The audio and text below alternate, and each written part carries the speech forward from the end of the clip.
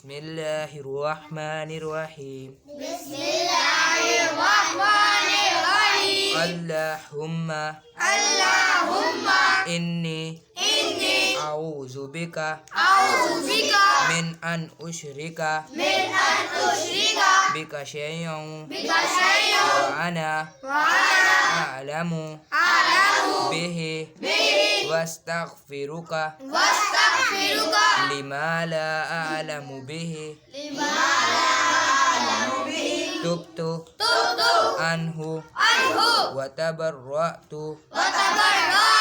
من الكفر والشرك والكذب والغيبة والبدعة والنميمة والفواحش والبهتان والمعاصي كلها وأسلمت وأقول لا إله إلا الله محمد رسول الله.